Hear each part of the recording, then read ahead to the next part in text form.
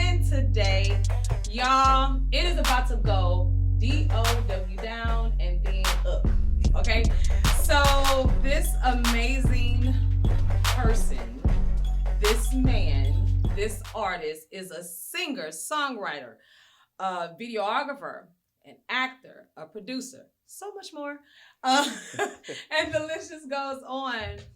But please, Christian, let's get into it. You're here. I'm here. I'm excited. Oh my goodness. Oh man, listen, y'all. When you think of like that good old 90s R&B, you're like, I wish somebody just do it right. Stop sampling people's stuff. Just do it right. This boy got it down. This man has it down pat. I'm talking about your grind, your determination, your commitment to music, and then you've like literally built up so much more behind just being an artist. Right. He is what they call for real DIY. An indie DIY. Aliza Hava, we love you. Thank you. You trademarked that, girl. I'm telling you, you better. Absolutely. Oh my gosh. So let's just talk about first your sound, and how do you describe your sound? So I describe my sound as contemporary R&B fusion as well. It's the foundation is R&B, because I'm an R&B artist, and that's what my heart and my passion is. But I never like to put myself in the box, so I would like to mix R&B with dance, maybe rock one day. You know, a little gospel on the side, because I mean R&B is from gospel originally. Right. But the whole thing is just to not put myself in the box and be able to perform in church dive bars to the biggest arenas in the world. So I want to be able to touch everybody, and I really want my music to heal the people and heal the world. And that was always my goal when I started music. I just wanted to heal people because I was broken myself. So I didn't wanted people to not feel alone from my music. And so that's my goal, is to make them not feel alone. Period. You know, hearing you speak, just even just from when we first saw you at Springboard. So we're on the panel. My husband, Mr.Iconix, and I were on the Springboard panel, and we're talking about Iconix Radio. And I mean, everybody is like in their position. Everybody's sitting down. Some people are standing up, taking pictures and everything. And there's this one guy that, I mean, he asked so many questions that you had to know that, and I don't even think you had like a pen or a pad or anything. I can't remember. I had my pen and pad. You did? Okay, you did. Okay, that was you. I'm telling you. Because I just saw you so engaged into all the information. Mm-hmm. And then when you got in earlier, you were saying like, I'm still digesting all of the information that I got from Springboard. Absolutely. So that says a lot about you as an artist, as an indie artist, but then also you as a grinder. Yeah. A person of making sure I do it right. Right. The grind is important. And I will put that back to you. It says a lot to y'all and to everything that you all gave as well, because it was quality information. Because, you know, if it's just anything, then I'm not going to write it down. But if I'm really engaged and I know you're giving me the right information, then I'm going to be engaged and I'm going to take notes. And then I'm going to want to know more about what you all are doing. So it speaks to you all as well. I have to say that I can't let it pass without me saying that and giving you all your props. And I appreciate you all. Thank you so much. So where you from? What was it like for you growing up? Who was little Christian? A lot of times I tell people I'm from another planet because I feel like an alien sometimes. But you're not the first person to say that today. Really? Our last guest said the same thing. So you're not alone, my friend. Yep, just like I said, not alone.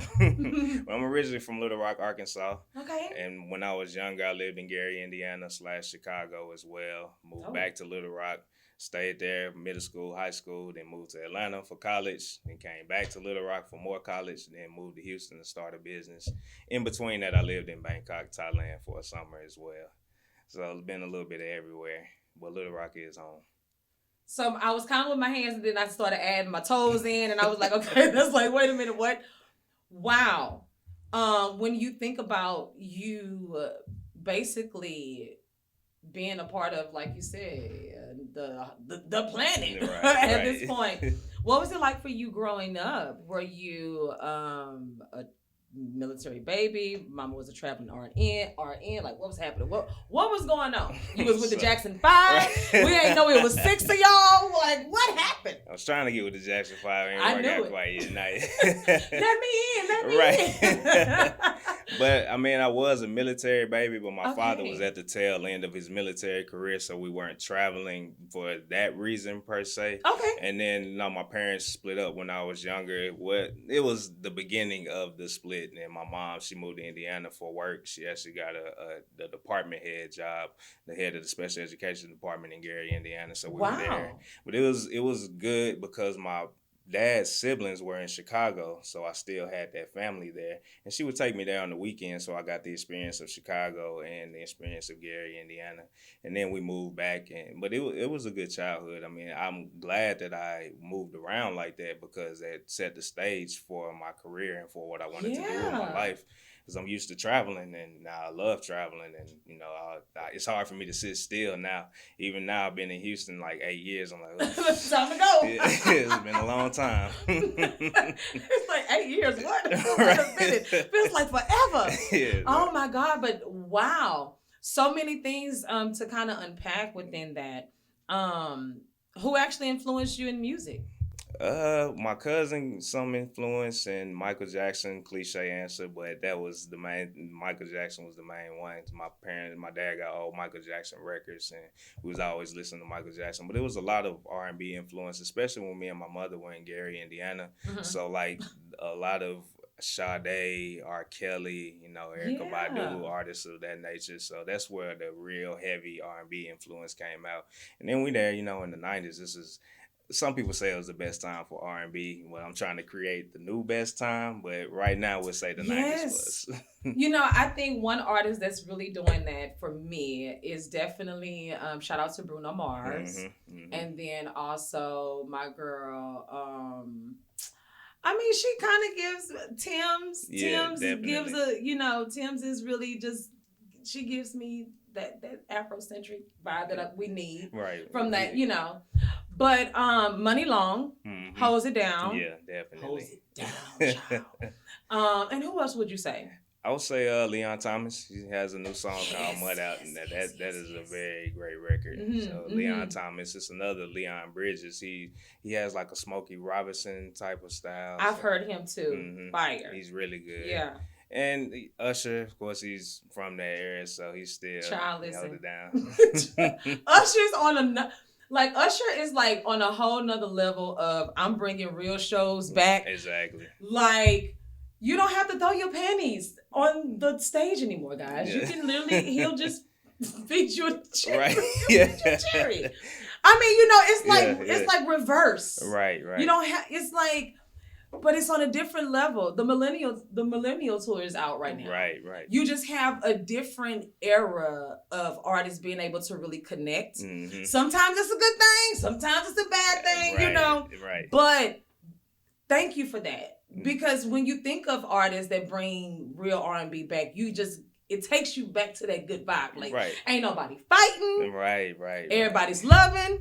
That's the beautiful thing. You trying to get somebody 9-10 digits now? It's like it used to be 7. Yeah. Child, listen, like 10. Hold on. Right. What's your IG? It's like get straight to it. Exactly. So when you look at how music has definitely changed, how does it kind of like inspire you to keep the substance still there?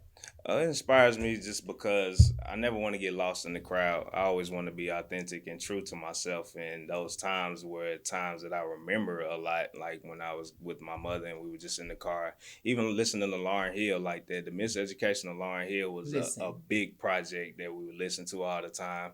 Because even the Zion song, like that was a connection for me and my mother because it was just us in Indiana. And my dad was still supporting, but physically it was just us. So that song had so much more meaning to us. Right. And I always want to stay true and authentic to myself. And like, it's fun to make certain records, and I do still make those records. That's why I say contemporary R&B. So like, I can make whatever is out now, but I have to go back and tap into that just out of respect for that and out of respect for, my inspiration and my motivation.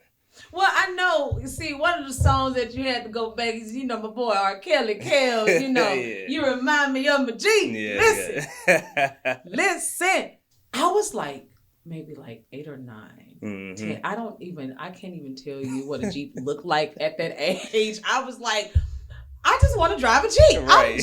Everybody should want a Jeep, Right. Not even knowing, but that was the fun in the music back in the day. You didn't really know what it was, Right. But you just knew I want a car. Yeah, exactly. I want that experience. I wanted that experience, it's really right? giving you the experience, because the music now, I mean, you still get the experience, but it's a different experience, and it's like the popular music, the music that's pushed. It's a lot more attention involved. At least with our community, it's a lot more attention. It's still experiences, but the good experiences kind of get pushed to the back. With the advent but that's of what I media. like what you did with the song. And so let's talk about the title of the song. Who influenced the song? And and then how did you say, you know what, I'm going to do this? Like, because that's not too many people mess with Kelly. Yeah. I'm just saying now. I'm just saying. I already knew it was going to be touchy. But you did it. Mm-hmm. It sounds great. Thank and you. it's also going to be playing right here on Iconix Radio. Absolutely. The best in the world. Say it again. The best in the world. That part. Okay. Just make sure my ears are good. Okay. But let's talk about the influence of the song and what made you say, I'm going to be the one to actually do this song. So it was like song, a more remix it. Whatever. Like kind of interpolation. Yeah. So it was more like an organic type of thing. It wasn't like I specifically was like, I hear the song, I'm gonna redo it. Like even the whole project is how it came about was just really organic, because I just dissolved my trucking business from being here, and then I was in a new place, and like it's this bar right down the street from where I live, and I was done with working, so I just walked to the bar just to chill, and I ended up meeting my producer that produced the whole project, because I was in there. He was like, you look like Thundercat. And I was like, no, I'm not Thundercat, but I do music though. Okay. And then from there I was like, yeah, man, let's work, because he was like, yeah, I'm about to move to Austin, and he ended up staying here a few more months, just happenstance, But I was like, yeah, let's work. We got in the studio, and then that first night we was in there from like 8 to 5 just vibing, and we was just listening to beats, and I think that was one of the ones that we like heard the first night, and I was like, and just popped in my head, and I just went from there. So it wasn't like. So you went from Thundercat to R. Kelly. Yeah, in 24 hours. Exactly. That's how you do it. Come on. Right. Got to make that switch. But wow, I mean, when you think of just like those stories, when you ask a person, how did you come up with this song? What influenced it? Mm-hmm. Man, well, let me tell you, I wasn't in the car. I was walking. Somebody sounded like Thundercat. Next thing you know, I'm listening to an R&B song, and it R. Kelly it is. Right. But no, I mean, just thinking of the story that goes along with good music. Right. This is what you call like that grand moment where it's good. Right. Like it's historical. It's making sense. And it also talks about, it speaks volumes to your life. Yeah. It really let's kind of talk about like the creative side of you being able to maneuver on through making it to college and being a Morehouse College. No, in the Glee Club. Yeah. Now, everybody don't get to the Glee Club. Now, some of y'all have been in the choir. Choir wasn't that good, Okay. But now everybody gets into and excels in Morehouse College, Morehouse man, y'all. Yeah, let's talk about the experience. Let's talk about what influenced you to go there. And you've been in the Glee Club. Yeah, it was a wonderful experience.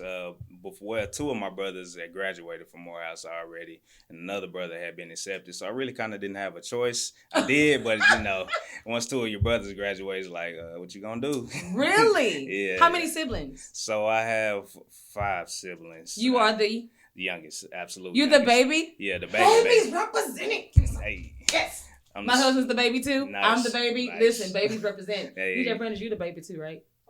Oh, well, you count. But you count. We love you too. Either at the beginning or the end, Okay. So. Okay. Yeah. Okay. Anyway, so you ain't had no choice. You get to Morehouse, and then it was actually a beautiful thing. I wanted to major in music originally, but Why? Let me back up a little bit. Sure. I didn't have a choice because my mother has a PhD in educational psychology. My dad has a master's degree in organizational business or science, something that realm. I'm not fully sure, but I know it's master's and PhD. Period. And you got to do something and figure it out too. Ain't no in between. Got to make it happen. Let's go. Yeah, they not. I love it. They love, they'll support my dreams and everything, but they still wanted me to have that foundation. So my dad didn't want me to major in music. He's like, I'm not really going to help you pay for college if you major in music. And I was like, okay, well, I major in business, which I'm glad I did because it's crucial to be in the music business. And so from there, even when I toured Morehouse, I actually talked to the choir director, the Glee Club director, Dr. David Morrow. I had spoken with him, and so he was aware of me. But my freshman year, I actually wasn't even thinking about it. For some reason, I just didn't go for it. And then one day I was sitting in the lunchroom and just randomly talking to this guy. He's like, yeah, I'm in the Glee Club, man. You should come out, I was like, okay. I mean, I did want to do it. You ain't call you Thundercat, though, did it? Nah. Like Thundercat again? Okay, I'm just kidding. I ain't had the dress yet then.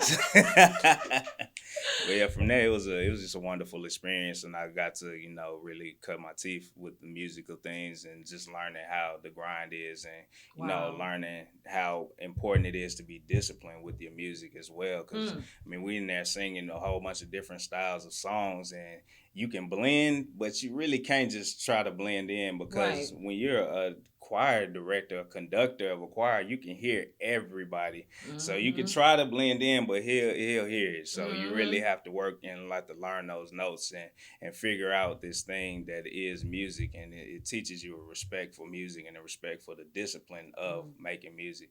This is a great experience. I got a chance to be a part of the 100-year group. So it's a world-renowned organization.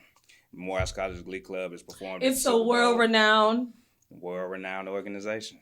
And it's called what? The Morehouse College Glee Club. All right. Not Cincinnati, but Centennial. That's right. Just want y'all to know. That was an earlier joke. Y'all didn't get that one. Let's go. Yeah. Oh my gosh. 100 years. You're part of that historical moment. By the way, shout out to your mama and your daddy. Yeah. Because absolutely. Period, I ain't gonna help you pay for music in school. But brother said, okay, well, I'm gonna go to school for business and make sure I talk to the music director. Get into the Glee Club. Right. You talk about family values, man. Man, this is good stuff. Okay, so you become a part of the Glee Club. And then music is definitely happening. Absolutely. And then... So this is the foundation of Christian Cordan in a sense, because even before I went to Morehouse, I was just calling myself Chris E, because my name is Christian Eden, so cut the Christian off and E. And that was something my brother would call me, so I was like, that'd be a cool, stage name. And then over a while, just like we was talking, and even my mother, she was like, you should go by Christian Cordan. I was like, okay, that's cool. So that's part of the foundation.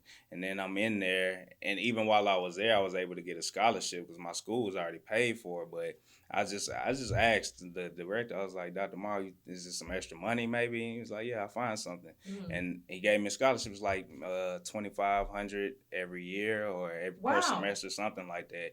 But that gave me the great feeling because it's like, wow, I'm getting paid for music. And I'm in college. So it's the feeling of being paid for what I want to do with my life. Listen, when I say you walked in purpose and continue to get blessings because you were walking with intention. Absolutely. And working with grind, grind, man. Wow.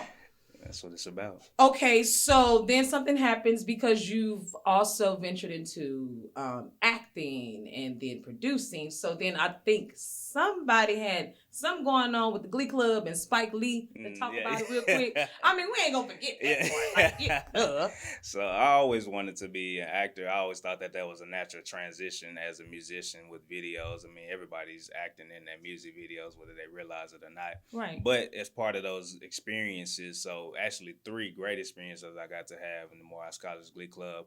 One was going to New York, being able to sing at for the end of the Spike Lee movie Red Hook Summer with the Morehouse College College Glee Club. Met Spike Lee, took a picture with him. One day when I meet him again, I'm gonna show him this picture like, hey, Spike. Hey, Spike is me. You remember? Yeah, exactly. You better what? And we actually sung for the grand unveiling of the Martin Luther King Jr. statue in D.C. because, you know, he graduated from Morehouse as well, so we got that opportunity to do that, and that was a beautiful thing. And we performed at Carnegie Hall also, so that was a great experience. I have a funny story. There's a guy that was with me in the Glee Club. We have something called dispatch.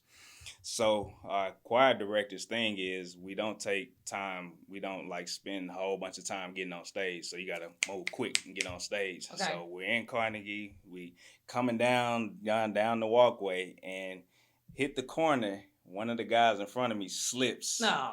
And I had to boom, catch him like this. Mm-hmm. And the thing is, we give each other enough space because if I was too close to him, I would have ran into him. If I was too far away, I wouldn't have been able to catch him. Okay. So I caught him, boom, keep on going, and we all on stage. And then we get on stage, he tapped me, he's like, thank you. He's like, yeah, it's cool.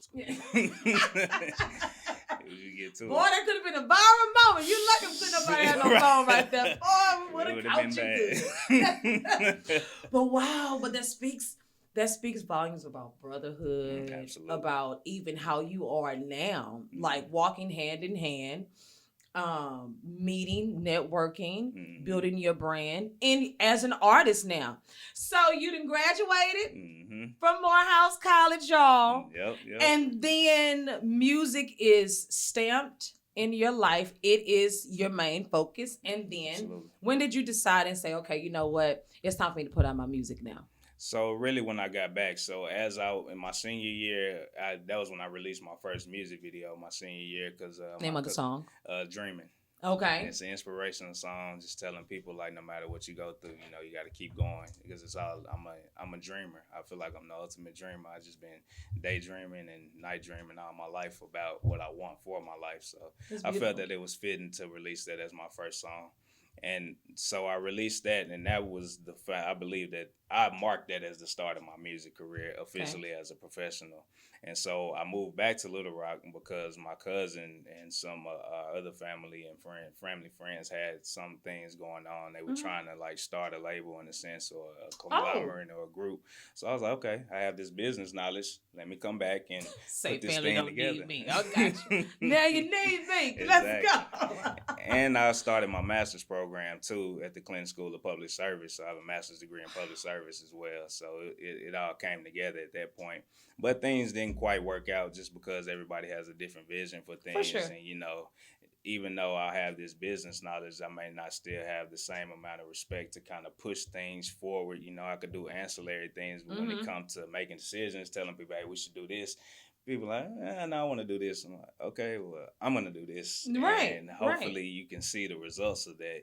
But things happen as they should. So I'm glad I got that experience and learned how to, you know, talk with people because things like that will teach you how to lead. Failing in leadership will teach you how to lead better. And I learned a lot about leadership and about trying to keep a group together because that's very hard. I mean, especially with bands and everything, egos and all of that. So it's a very difficult. The prima donnas. And you know, what people don't understand is, as an artist, you literally have to remain just as humble as you are confident. Right. Because you never know when that moment gonna come and somebody that situation will will show you you're really not prepared to arise to the occasion. And it can happen just like this. You can be, I've been practicing this song. Well, I tell you what, we want it a cappella. Right. We don't want it with the music. Okay. Are you ready for the moment? Are you ready for the moment? And remain humble and be ready to learn. I appreciate that. When you look at what good music is today, what do you consider good music? I got him. It's very, it's very subjective because I, as a producer, and me learning how to produce, I learned in college. That was my start of my production. Actually, one of my best friends, he gave me one of the biggest gems ever in my life because he had been producing since like middle school. So he'd been working with FS Studio and he already understood it. And I was asking him, like, hey, bro, can you teach me this? Or can you make some beats for me? He was like, bro, really, you could do this for yourself. Not like I don't want to do this for you, but like you have the knowledge and the skill set to learn this and to be able to do this as well for yourself. So as a producer, when it comes to good music, the first thing I'm listening to is the music. I want to know like what's driving the bass line, the drums, the piano. There's just a lot of music that just all sounds the same. So I want to hear something different. And what's the substance? What are we talking about? I mean, we can have these different topics and everything all day long, but like, is it really touching the people? And do I want to listen to this again? Do I just listen to this at this one place? So really, to me, good music is something where you can really listen to it everywhere. It's like, I'm not just at the club listening. Yeah, I don't have to just listen to this at the club. I can listen to this in my car as well. Like, it can touch any realm or wherever you are, you can listen to it. And like you say, timeless. Like, it never gets old. Who's on your playlist? I gotta say me first. Nah, come on then. Okay, Christian Cordan. Come on now. What you say? Mm-hmm. Me first. Right. You gotta be your biggest supporter. And then Michael Jackson, of course. Okay. Some Chris Brown, Leon Thomas, like we were talking about earlier. Yeah. Sade for sure. Sade might get played every day. Definitely at least a few times a week she's getting played. She's definitely on repeat somewhere, okay? Now, do you play any instruments? Yes, I play the piano and I'm learning the acoustic guitar right now. My thing is with production, I want to have a basic understanding of all the instruments because I know when you really want to get those Grammys, you need some live instrumentation. So I want to be able to be on that Prince level where really I could play all the instruments on my track and not just, program them in. I want to be able to really play and really feel them. So when I'm really building out my show, I can tell people, hey, you need to do this, tap that a little bit lighter. Hey, don't do that bass line just yet. So like just little stuff like that. I really want to have an understanding of everything that's going on. It's like you never stop learning. Right. You've never stopped learning. Absolutely. You're continuing to learn. You're continuing to be the student. Right. As we all should. So hats out to you, my man. You know how we do. I'm just saying. Every now and then I gotta go in there. But now, okay, so really quick, who are some artists and producers maybe you inspired to work with? Well, Timberland, Pharrell, definitely got to get me a Pharrell joint. I know we'll make something crazy at some point. Really want a Sade record. Sade's still out there, man. Yeah. Don't y'all sleep on Sade. Sade's still out there getting it. Yeah, okay? For sure. Looking like she's 25. Right. Give me your nighttime regimen, please. Right. Okay. Yeah. Need a Michael Jackson. I know Michael Jackson got some stuff in the vault, and then maybe I could talk to somebody and access some stuff. I mean, I done lived in Gary, Indiana, and Joe from Arkansas, so what you say? We know somebody. Somebody knows somebody. We're gonna figure something out and give me a mic verse or a little or something. Give me something. Give me a whistle. Yeah. Anything, Michael. I love that. So I love how you're just keeping authenticity in your music, in the history of the music, R&B. I mean, the culture. Right. Man, you are a living culture for the culture. So I try to be. Like a 2-parent household, whether together or not now, they still played intricate parts in your decision making. The family was like, all right, we ain't want to use you in music in college, but bring that business degree up here. Let me talk to you. Exactly. Well, you still kept the family values priority, whatever. You created with your family, your cousin. Right. The first album, the name of the album was Family First. Man, come on, man. This is the culture. This is what it is really about. I'm so honored to have you here, to even be having this conversation in 2025. But it's surrounded around your musical journey, right, and your history. Right. So I think like this is bomb. Like I'm here for it. I'm glad. We met you at Springboard. I'm glad whatever we said got you moved enough to even be sitting here. You've been building your team, man. Right. This man been building his squad. Okay, so don't just think we just talking about some cute stuff. No. Yeah. You didn't stop working. Not at all. You got to Springboard and you took notes.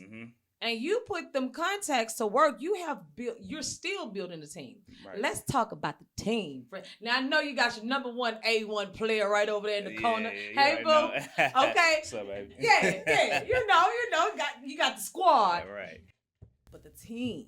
Let's talk about some of the networking moves you've made and who you've been recently working with, or who's been on the team. Yeah. So the team is very important. Like, you have to have a team. You can't do anything on your own. Nobody does anything by themselves. I mean, Even looking at sports, you don't win a championship by yourself. You have a team. You even got the back office people doing their thing. So in the process, as I've been in Houston, I've had my ups and downs. I've learned a lot about businesses. Had to dissolve one of my businesses. Had to cut some people off my team. But these types of things teach you how to do things the right way. So I've started over. I have a booking agent. His name is John. He actually has a place called Liquid Smoke out here on Holly Hall. I think it's 2130 Holly Hall, so I perform there oftentimes. Okay. I have a new manager. His name is Jeffrey. He's out in Las Vegas, LA area. So I'm working with John in Houston as well for the PR campaign. So you got two Johns, and then you got... And then I got Jeffrey. So that's 3 J's. 3 J's. Come on now. 3 is my number. Y'all know it now. That's my number too. No. Yep. The Holy Trinity. It's balance. All right. Let me scoot up a little bit more. It's all about balance. I'm a Libra, so we got to be balanced. No, don't you say that. Yep, October 1st. I'm October the 13th. Nice. I'm 10/13, man. That's funny because she loves scary movies. So. We're gonna have to do a double date. Okay, I'm sorry. This is not supposed to be happening on camera. But when you with the Johnsons, this is how we roll. We roll in. We roll by literally just the flow of God and the flow of movement, and He don't make no mistakes. Nothing is ever a mistake. It's divine in order. I'm so glad to be sitting here talking to you. It's an honor to speak to you as a Black man, as a king who's handling his business, who's been on the grind, who was well raised by a Black family in a good culture, right? Who became a part of the Holy Trinity. And the Centennial. The Centennial. Say it again. The Centennial. Not Cincinnati. No, not Cincinnati. But that, even just to continue to utilize your mind and then your grind and then you building your team. It's important. I mean, most people be like, oh man, you graduated, you got your business. It's like, who cares about music? Just make your money. No, you live in your journey. Right. Your music is created and made for the world to keep evolving. Right. Music is timeless. Good music is timeless. Yeah, exactly. Now, you can't get a one-hit wonder, and it's gonna be there. But what you're doing, you have history that says why you are the next icon. Like you know what I'm saying? Like you ain't just say, oh man, me and my homeboy me and my cousin did a song. Right. And I just said I'm gonna keep the legacy alive. Right. No. You got so much history, richness in your story, and I'm honored to have you on. We are honored to have you on Iconix Radio. Morehouse man, listen, y'all in the building. Now, with that being said, to the children, to the youth, to the people that are like listening to the sound of your voice, what words of inspiration would you like to give to them?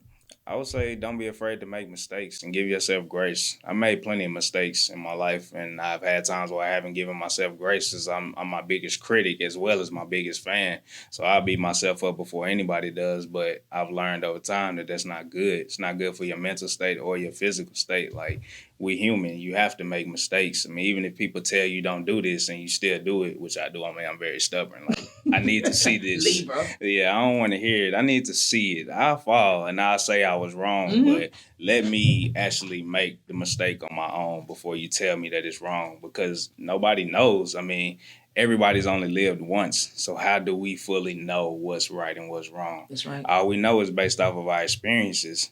but we still can't rob other people of having experiences as well. So just don't be afraid to make mistakes. Like, mistakes happen, and that's actually how you learn. I've learned more from my failures than my successes in life. Period. First solo album, Life is a Beach. Beach. Okay? Don't blooper me. Life is a beach. Life's a beach. Man, and it is. It is. Man, you got to enjoy it, man. So let's talk about, like, how did you come up with that title? Because that's fire. Yeah, so I was going through some things. It was a very transitional time in my life. It was in a bad relationship as far as, like, romantic wise, bad relationship with business. So, and I noticed that those things are synonymous because your business partner is who, like, you're married to them in a sense. Amen. And then it was a lot going on, but then I was realizing, because my tagline for that is, no matter how dirty, ugly, or messed up life gets, it's still beautiful. So through all of that struggle and transition, I had to see the beauty in life, because that goes back to me being hard on myself when my business fell. I'm like, man, I just made wrong decisions. Like, I shouldn't even moved here. I should just went to Atlanta. Like, I should have, woulda, coulda, and all of that. But it's like, you just have to live in what's going on right now. And that's why I said the process of making it was just so organic, because I just let it happen. I just let everything that I was going through flow out and just let it translate through the music. So I just want people to understand how beautiful life can be. And you don't have to just see the bad in life. You can see the good in life, because it is beautiful. What do you expect for people to actually get from the album? I expect them to get good vibes. I expect when they turn it on to start smiling and be able to listen to it real quick and like, let me listen to this so I can uplift myself. Exactly. Yeah, I want to have a good day. Let me hear Life's a Beach real quick. Let me hear that one song on there. So I expect people to get good vibes and good energy and maybe love themselves a little bit more. How many songs? 7 songs on there. 7 songs, y'all. Let's go. Where do you see yourself in the next 3 years? In the next 3 years, I see my music business being a lot more sustainable. I see myself having some major features. I mean, I'm just saying, I'm going to see myself having Grammys and maybe a couple Oscars. I'm going to go ahead and speak it into existence. Even if it's not in 3 years, it's going to happen eventually. We'll say 5 then. Okay. Or maybe 1. Yeah, hey, let's go. I love it. Man, this has just been so good. Where can people find you and continue to support you? So you can find me on all platforms at Christian Cordan. So it's Christian, Cordan. It's like Jordan with a C. My dad gave me that. That's actually my middle name. I don't think he did it like that on purpose. And that's my whole thing, because I really used to not tell people my middle name because I didn't know what it meant. Like, it wasn't any meaning to it for me. But that's why it was important for me to use that as my stage name, because now I'm defining and I'm giving it meaning. And my dad gave it to me, and I felt like he's like, man, do something, give it meaning, and that's what I'm doing. Boy, that's so right. Go ahead then. I'm so excited. Now, it's almost time to play a little game. Okay. Do you want to play a little game? Absolutely. We're going to play a little game. Y'all, it's going to be a little fun. Stay tuned. There's more coming from the amazing, the one and only Mr. Christian Cordan. Y'all, give me a second. We're about to get this game set up, and we'll be right back. Well, everyone, it's definitely official.